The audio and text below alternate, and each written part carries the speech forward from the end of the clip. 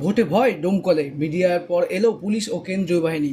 Vote শুরুর প্রায় 2.25 ঘন্টা পর ভোট দেওয়ার জন্য পাড়া থেকে ভোট গ্রহণ কেন্দ্রের দিকে রওনা দিলেন ডোমকলের রায়পুর কারিগরপাড়া গ্রামের মানুষ। নিরাপত্তা কোথায়, গ্রামের ভিতরে কোথায় কেন্দ্রীয় বাহিনী, প্রশ্ন গ্রামের মানুষের। এদিন সকাল থেকেই ডোমকল বিধানসভার রায়পুর হাই স্কুলে 217 নম্বর বুথে ভোটাররা ভোট দিতে যেতে পারছিলেন না। গ্রামে দেখা মেলেনি পুলিশ ও কেন্দ্রীয় বাহিনীর। ভোটারদের দাবি ভয় দেখাচ্ছে তৃণমূল। মিডিয়ায় সেই খবরের সামনে আসার পর গ্রামে আসে পুলিশ। মানে তৃণমূলের কাছে ওরা আসছে, আসি মারছে, খাওয়াচ্ছে, কাজ করছে না।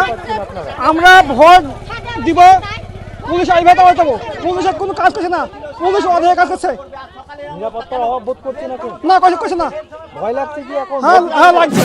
দায়িত্বকে নিয়ে যাবে, দায়িত্বগিরি বাড়িটা ধুয়ে যাবে। আর ওই যান পিছনে দেখুন। তো পুলিশ কি কালকে দেখেছিলেন? আপনি কি পুলিশকে দেখেছেন? হ্যাঁ, কালকে রাতে পুলিশকে দেখেছি। কাল রাতে এসে পুলিশ এসে ছাদের উপরে উঠে মারছে, আমার আব্বাকে মারিছে, আমার মেয়ে ছেলেকে বাড়ি থেকে টাইনিং বন্দুক ধরে গাইল দিছে। এবং আজকে তো পুলিশ এসছে, আজকে কি ভয়টা কাটলো একটুখানি? ভয়টা এখনো কাটেনি। ভোট দিয়ে আসবে, দায়িত্বকে থুয়ে যাবে, তারপরে কাটবে। রাতেই এই ডোমকলের রায়পুরের কারিগরপাড়ায় সিপিএম কর্মীদের উপর হামলার অভিযোগ উঠেছিল তৃণমূলের বিরুদ্ধে। রায়পুরে সকাল থেকেই এলাকায় আতঙ্কের ছবি। ভোট দিতে যেতে ভয় পাচ্ছিলেন ভোটাররা। মিডিয়ায় এই খবর উঠে আসার পর গ্রামে আসে পুলিশ ও কেন্দ্রীয় বাহিনী। তবে পুলিশের ভূমিকায় ক্ষোভ জানান গ্রামের মানুষজন। তাদের দাবি ভয়ে পরিবেশ রয়েছে এলাকায়।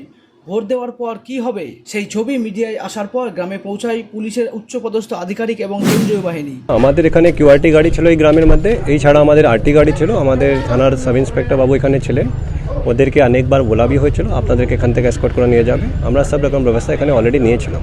এরকম কোনো অভিযোগ ঠিক নেই, আমাদের দিক থেকে কোনো রকম কোনো উপরে মারধর করা কোনো অভিযোগ ঠিক নেই। আমরা যখন এই ঘটনার খবর পেয়েছে তার সঙ্গে সঙ্গে আমাদের থানার বড়বাবু আইসি ডোমকল এখানে আসলেন। আসার পরে উনি দুটি পার্টি থেকে এখানে যে আমাদেরকে অ্যাকশন নেওয়া দরকার ছিল, পুলিশের লিগাল অ্যাকশন ওটা নেওয়া হয়েছে। তারপরে আমরা দুই পার্টি থেকে অভিযোগ পেয়েছি, ওই অভিযোগের ভিত্তিতে আমরা দুটা কেস করেছি। গ্রামের মানুষকে ভোট দিতে আশ্বস্ত করে পুলিশ এবং কেন্দ্রীয় বাহিনী।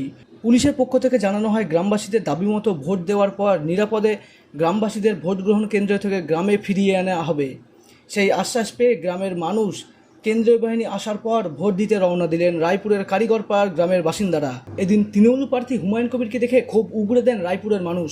যদিও তৃণমূল প্রার্থী দায় ঠেলেছেন নির্বাচন কমিশনের দিকে।